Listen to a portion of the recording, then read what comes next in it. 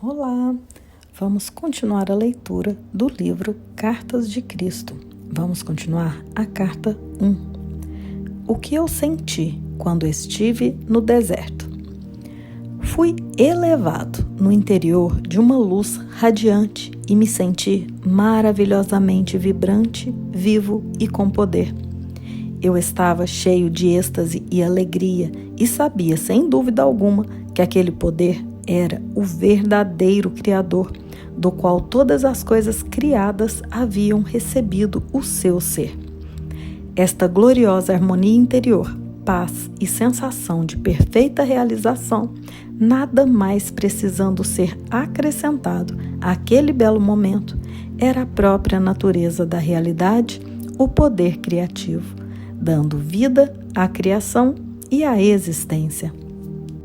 O que vi, compreendi e percebi quando estive no deserto. Fui elevado dentro de outra dimensão de percepção consciente, que me permitiu ver a verdade com relação à vida e à existência.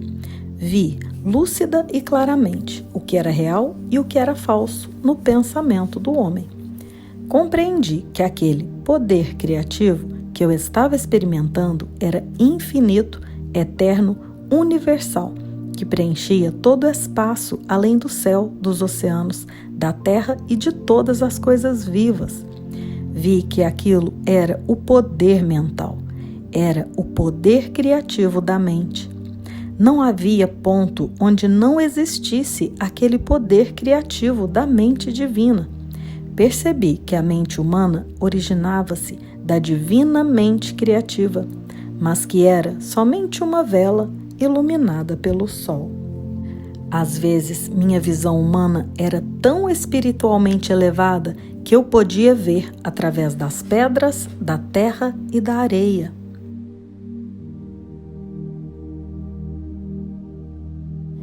Estas, então, pareciam ser simplesmente minúsculas partículas de brilho cintilante. Eu percebi que nada era realmente sólido. Quando eu tinha momentos de dúvida de que aquilo pudesse ser assim, as mudanças no fenômeno deixavam de existir e muito mais tarde eu descobri que meus pensamentos, se fortemente impregnados de convicção, poderiam causar mudanças no cintilar das partículas, coisa que a ciência chama hoje de partículas carregadas eletricamente, e, portanto, produzir mudanças na aparência da pedra ou de qualquer outra coisa que eu estivesse estudando. Foi naquele momento que compreendi o poderoso efeito que a convicção ou a fé inquebrantável tinham sobre o ambiente, ao exprimir um comando ou mesmo uma crença. E ainda mais impressionante foi a abertura de minha mente à compreensão em consciência cósmica de que tudo o que havia testemunhado era realmente o poder criativo da própria mente divina, tornada visível no cintilar das minúsculas partículas. Além disso, a aparência de tudo poderia ser profundamente afetada pela atividade do pensamento humano. Compreendi que não havia nada sólido no universo, que tudo o que era visível estava manifestando um estado de consciência diferente, que determinava a composição e a forma do cintilar das partículas. Portanto, toda forma exterior era uma expressão da consciência interior. Compreendi que a vida e a consciência eram um e a mesma coisa. Era impossível dizer isto é vida e aquilo é consciência.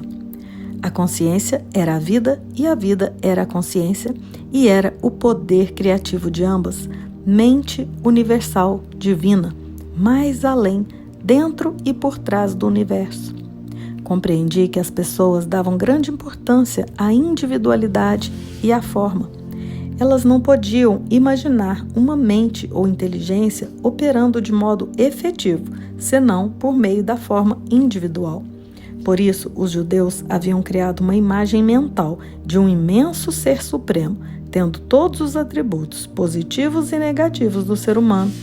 Dessa forma, era possível para os profetas acreditarem em e falarem da ira de Jeová, ameaças e castigos, e da vinda de enfermidades e pragas, em resposta à desobediência humana.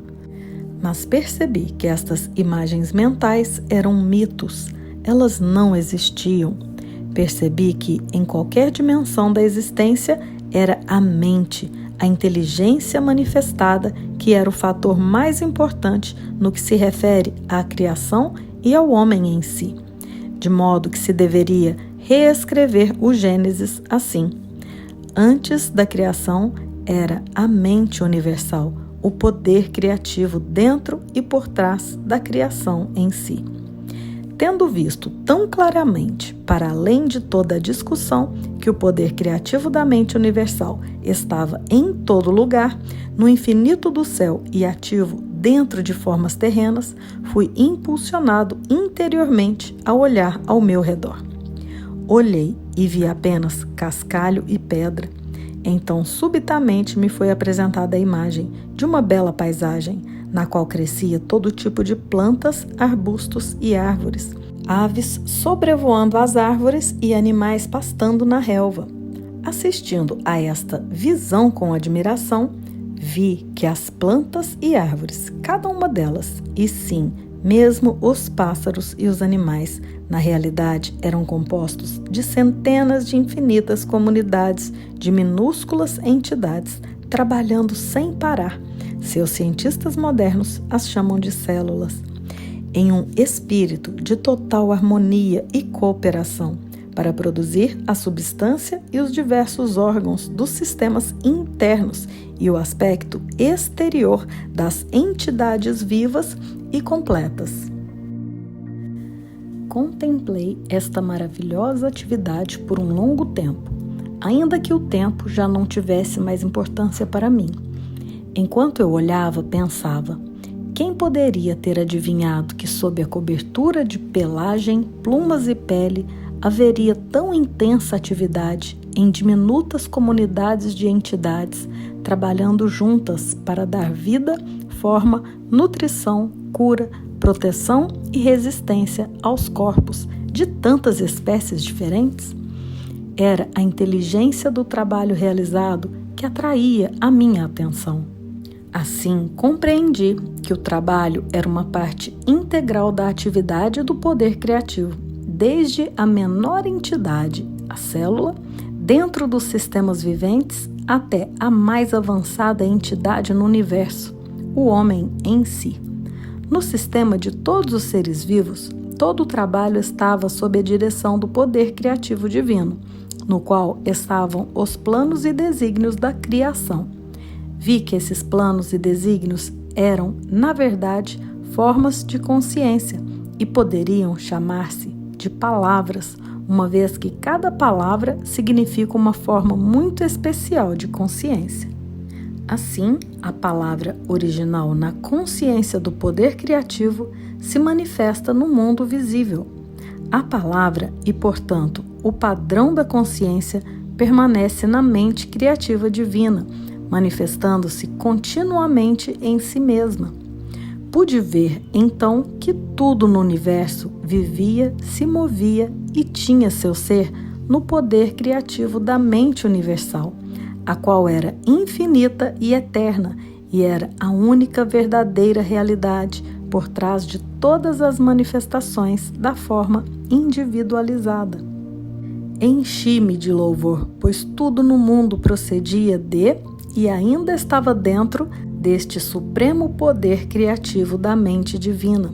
Fiquei maravilhado com toda esta atividade secreta que está sempre operando em tudo o que é vivo, incluindo o corpo humano.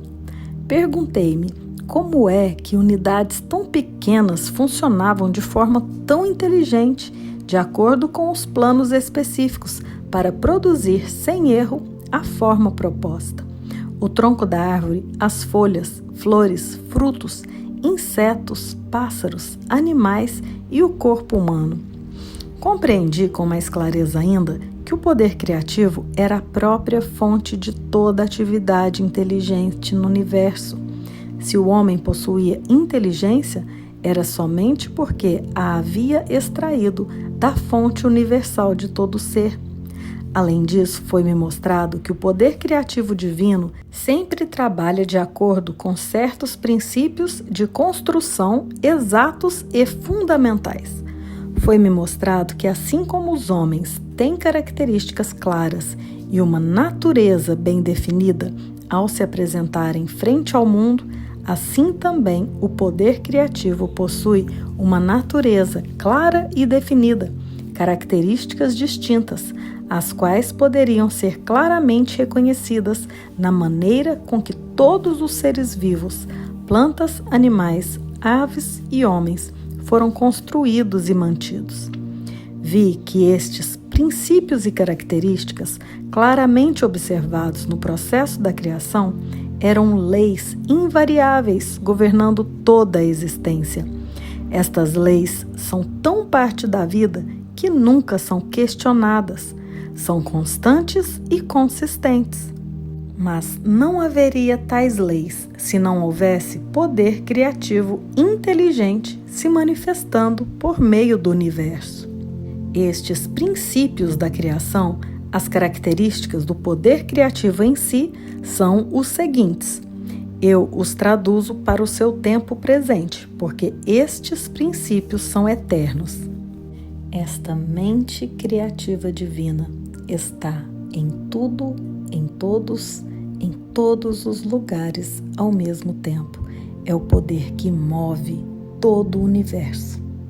E vamos meditar sobre as palavras convicção e fé inquebrantável. Nossos pensamentos, se fortemente impregnados de convicção, podem causar mudança no cintilar das partículas. A mente humana se origina da divina mente criativa, mas é só uma vela iluminada pelo sol. Somos um pensamento de Deus, ou da mente divina universal. E logo continuaremos para falar sobre os princípios desta mente criativa.